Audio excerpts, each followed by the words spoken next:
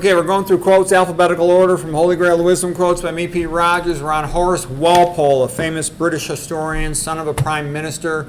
And here's his quote: "I hate papists," meaning he hates Roman Catholics, "as a man, not as a Protestant. If papists were only enemies to the religion of other men, I should overlook their errors. But as they are foes to liberty, I cannot forgive them." From his book, Memoirs on the Declaration of War with Spain. So yeah, the Brits were always trying to, conquer the Catholics. The French, they conquered Ireland, my ancestors, and they defeated Spain. So, but to call them the enemies of liberty, here they are, making the Irish into slaves, okay, making the Indians into slaves. So they're not exactly pro-freedom. They want freedom for themselves. They don't care about freedom for other people. The British did not.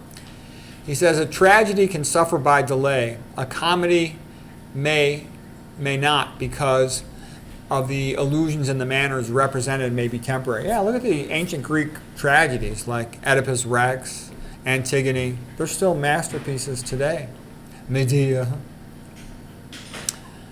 Okay, Horace Walpole continues, "Life is a comedy to those who think and a tragedy to those who feel.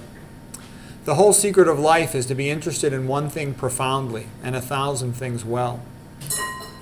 Now there's actually some truth in that, is that, if you put all your happiness into people, those people might betray you. So it's good to find happiness in something that you like, a hobby or your job or whatever that might be. Like Aristotle had said, thinking and contemplation is the greatest pleasure, because unlike the other pleasures, it does not wax and wane. I can enjoy reading and studying all day. You could be in love with a woman and then she goes and cheats on you and it's over. So if that's where all your hope is, you're going to end up pretty sad. Horace Walpole, "Old friends are the greatest blessing of one's later years." Okay, Bill Walsh, the San Francisco 49ers football coach, when they were winning Super Bowls, he said, "Invest in great relationships. They pay a lifetime of dividends. Champions behave like champions before they are champions." What I've seen is they have intensity of purpose. I've seen guys come along, you'll have a room full of athletes. That guy who's there to freaking get good, he gets good fast. So that's how you want to be. You want to be intense. Intense. That's how I was in academics and medicine. I was intense in academics and medicine because I was pissed off at myself for having not been as intense as I should have been in my wrestling career with all my injuries. Okay, he says, "If your why is strong enough, you will figure out a how. Good talent with a bad attitude is bad talent." Okay, people thrive on positive reinforcement. They can only take a certain amount of criticism, or you may lose them altogether if you criticize them in a personal way. Do not insult or belittle your people. Instead of getting more out of them, you will get less. Yeah, I know some people that you can't be harsh on them, or they'll break down and they'll be sad, or they'll get mad at you. I know other people that are really so hard and obnoxious and loud, and that you have to be harsh on them or they don't even hear you. So you got to tune it into the individual you're dealing with. Okay, Bill Walsh, the football coach, continues, "I prize ego. It often translates into a fierce desire to do their best and an inner confidence that stands them in good stead when things really get tough.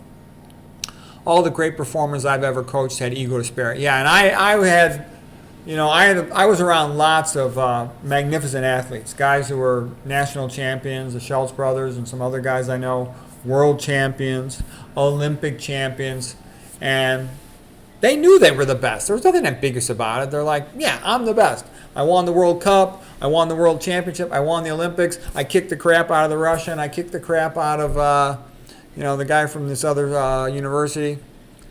Okay, Bill Walsh, "Sincere, accurate praise is the most effective thing to improve performance in an athlete." Okay.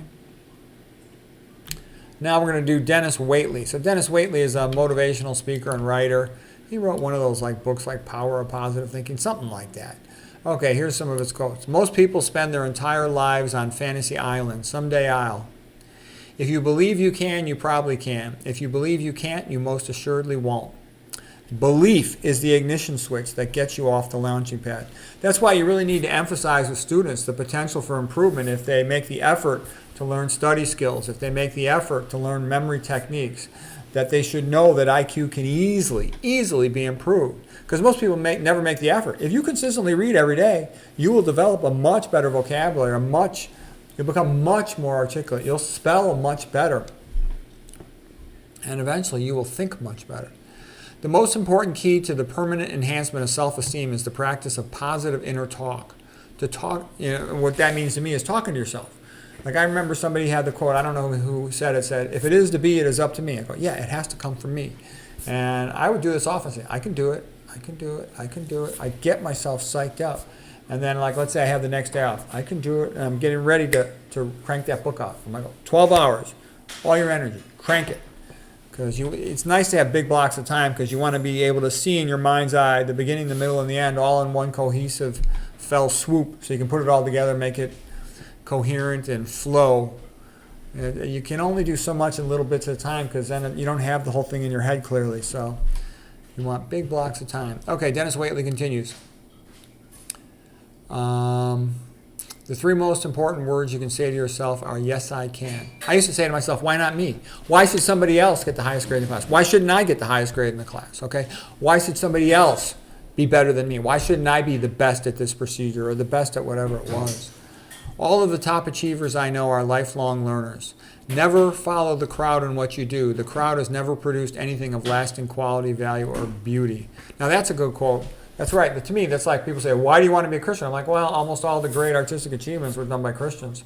And if I want to be artistic creator, a writer or something, why wouldn't I want to be like the people who did the best stuff? If you want to be good at something, you should admire the people who are good at it. Yeah, and the popular crowd is conformist and stupid. They don't ever produce any type of artistic work. So if you want to be doing something on the state of the art, you want to be a discoverer. Like I used to remember when I was in residency, no one would take notes in my entire program. From first year, second year, third year, fourth year residence, not a single person would take notes. I would always sit right in the front and take notes. I'm like, I don't care. I'm not trying to get along or impress you guys. I'm trying to be the best. And this is what I think I need to do.